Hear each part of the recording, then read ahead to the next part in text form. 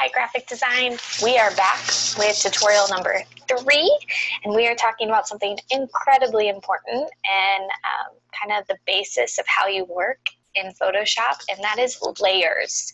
So follow along with me for this. Take notes as you go through, or make sure you're always referencing back to these slides. And by the end of it, you should be able to do your third assignment, which is creating a new background. Okay? So first thing, make sure you open up a blank document as usual. This is practice, so you can just do a normal letter. Make sure that you're always in that Essentials default windows and workspace, because that's what I'm walking you through, so I want to make sure that we align. Okay, so then what we need to do is we need to add an image of someone or something, and then we need to also add an image of a background. Okay, so for me, I am going to use this image of my daughter that I took this summer at the creek, and I want to alter where she is. I thought it was interesting. She's kind of looking down, so I thought I'd have some fun with this. So I could either grab this and copy and paste it in from my class digital photography folder, or file, place embedded, just like I've shown you in previous videos. And then same thing, I need to find an image that I want to use as a background. Now, I didn't have one in particular that I had taken, and I was like, ooh, this will really work as a background. So instead, I used one of the free stock photos websites. So I went to unsplash.com, like you see here, and I'll go ahead and open it up. And I searched, just because I'm thinking, what would my daughter love? She would love to just be searching, like eating ice cream or standing next to a giant ice cream cone. So I searched ice cream, and you can see super high quality, beautiful photography. And I decided I needed something where she would be standing and like something like ice cream would be on the ground. And so I went with this one right here, because I figured she'd be looking down at the ice cream like, I'm gonna eat that, right? So if you click on it, you can then download it for free. So that's what I did. And then I place embedded. So I have now those two different images in my Photoshop, okay? Once you have those in there, the first thing you need to do is you need to organize your layers like you see here. So one thing you need to know about layers, and I'm going to go ahead and from this point on, I'm just going to pull up Photoshop to walk you through. So here are my layers. They're already organized, but you notice that they move around, okay? And depending on what order you put these things in, they may not be organized. So I need my daughter to be in front, and I need the ice cream to eventually be in back, right? So these layers, and sometimes you'll get to a point where you have a lot of layers, because every single thing you add in here is going to create a new layer, whether that's text or shape or other images. And so please keep these organized. So the layer that's on top, so right here, my daughter, whatever's on top will be what you see. Okay, so it's almost like making a layered cake, but you see the top layer. And then underneath it is going to be like slowly just like layering what each of those are. So I like to label these. I think it's incredibly important to always label your layers. So I had already done it for this one. It automatically just labels it as whatever random thing you might have saved it as. So if I just double click on where the writing is, I can make this one Emmy. And then I had already done that to this ice cream one. The other thing you want to know, and you can see as I move these, like the ice cream goes on top, but I want Emmy on top.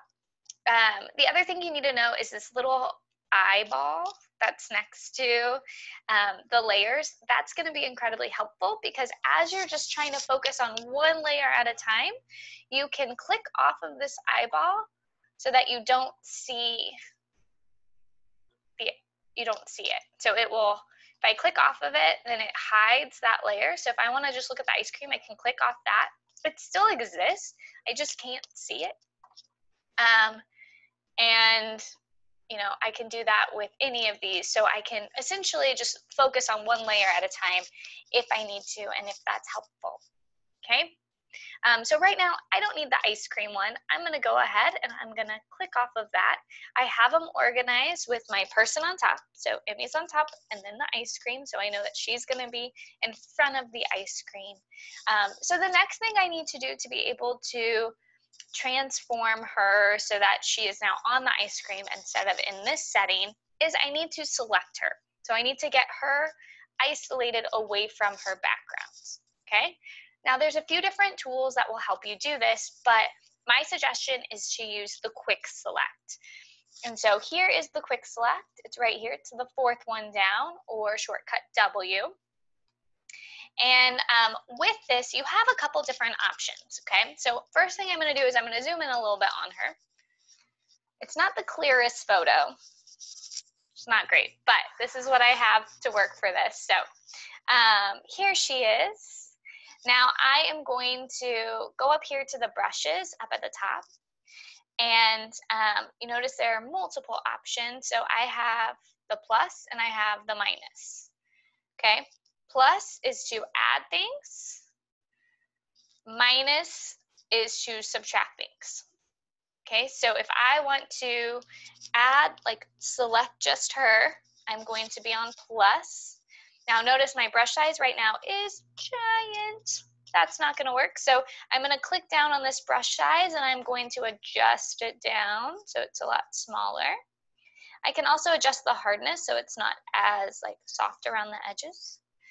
And now I can click, and if you just click a little bit at a time or click and drag, you can get most of it. And so it's not super pretty, but I can go back, and that's pretty big. I can go back and fix it. I want to make sure I get all the things in the middle. But then I can go back to minus and I can make this even smaller. At this point I could even zoom in, but I can like subtract out some of the stuff that I don't need, right? And I can make it even smaller to be able to do that. Now this works. And if you want to make sure, if you want to be in complete control the whole time, or if you just have something really simple that you know will just select very quickly, then just use this up here and you are good to go to select. However, there is a different option, okay? So if I undo, if I'm Control Alt-Z just to completely undo that, there are these like kind of shortcuts at the top. So there's the option to select subject, and so you can try that out. Yes, I want to discard that. Sure. And it's going to try and figure out what your subject is for you, and it's going to try and just make that selection. So this works really, really well if you have like a plain background. It looks awesome. When you have something a little more complicated like this, sometimes it takes a little bit longer, and sometimes it doesn't do quite the best job, but I'll show you how you can go in and alter it, and I think this is a good place just to start. So as you can see, did a pretty good job, okay? But I need to fine tune this, okay? Because if I look at it, I can still see like her chin is not quite right. Like this is kind of crazy. There's this random part over here that I don't need. So I can click select and mask to open up a totally different little workspace. And some different options to be able to come in here and refine what I've selected. So up here at the top, first thing you need to know is there's a view mode. I like to work in this where it's like on layers, and so it just shows whatever layers you have up. Some people prefer overlay, so everything just turns red if it's something that you're not selecting. But I think I really like to work here. I feel like it's really easy to see exactly what's there. So there's a couple different options once I'm here as well. I can do global refinement. So this will just kind of alter what the edge is doing as it's selecting this. And so this is a really smart thing to play with. So I can smooth out my edge, and notice I don't want it perfectly smooth because she's not perfectly smooth. She's got a lot of like curls and things, like her dress is kind of crazy. So I'm gonna keep that down. I could feather the edge, which if you want her to be like kind of an angel, that would work. Or if you're dealing with something really fuzzy, okay, then feathering is a great option. I could do contrast, so that for me the contrast helps kind of make a little more obvious line. And then there's also edge detection. There's radius, so I can go in here and I can make it like alter where the radius is a little bit. And to me, this usually, by playing with this just a little bit, I can get like a little better, oops, there we go. Like a little more details on that radius, okay?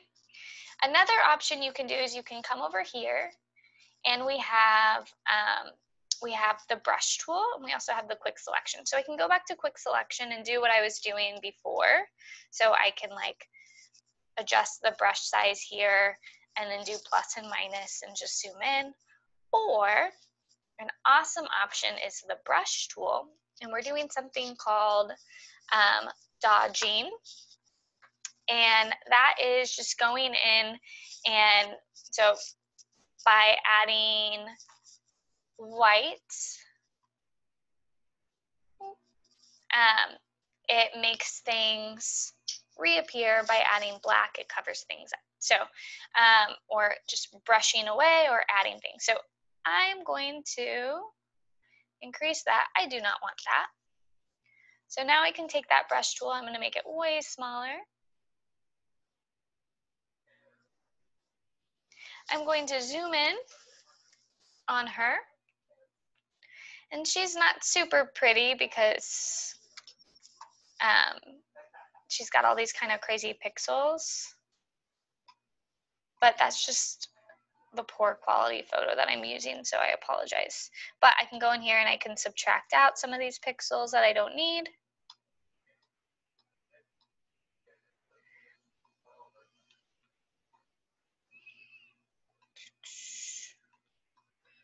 And I can edit. If I see any little pixels that I don't need, I can get rid of them.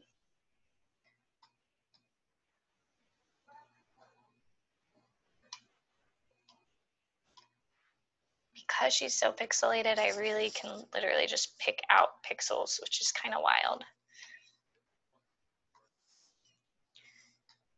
And just kind of fine tune her.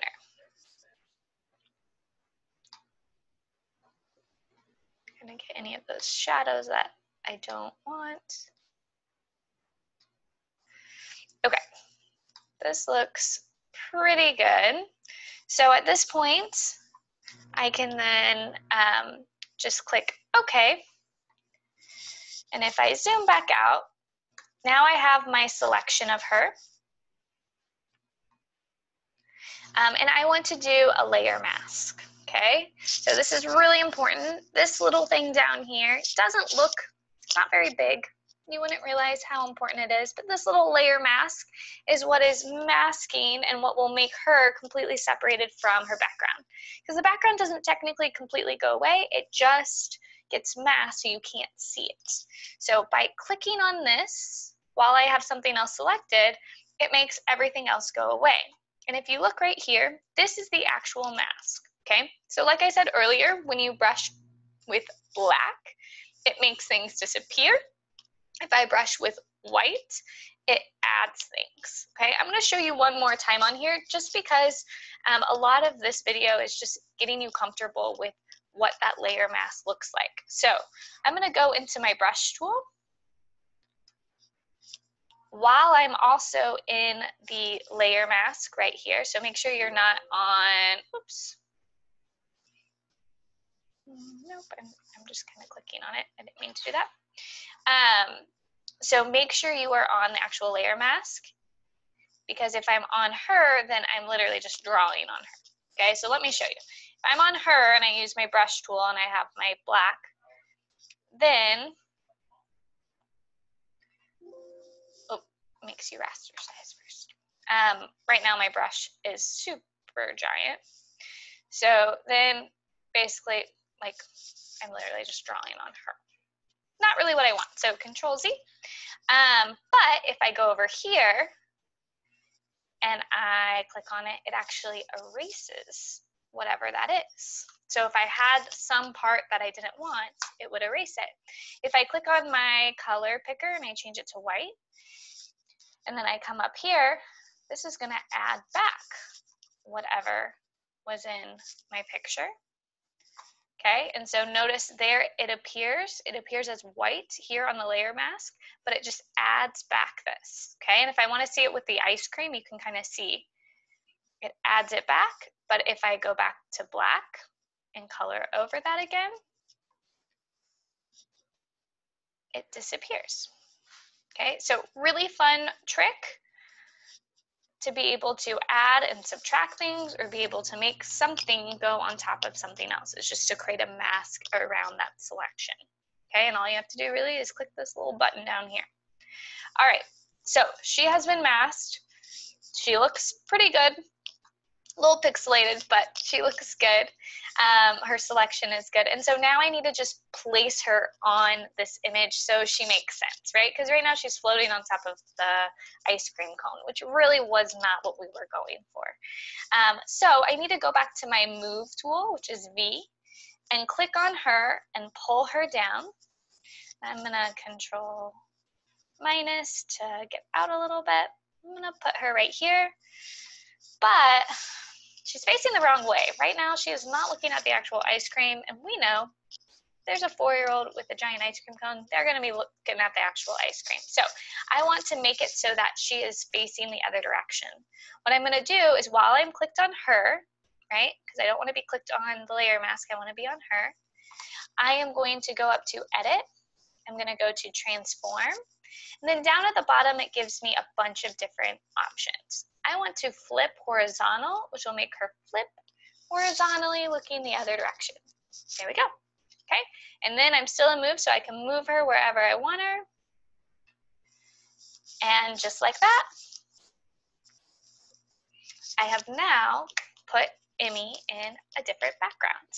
Probably a background that she would much enjoy. So at this point, you can just snip this and place it in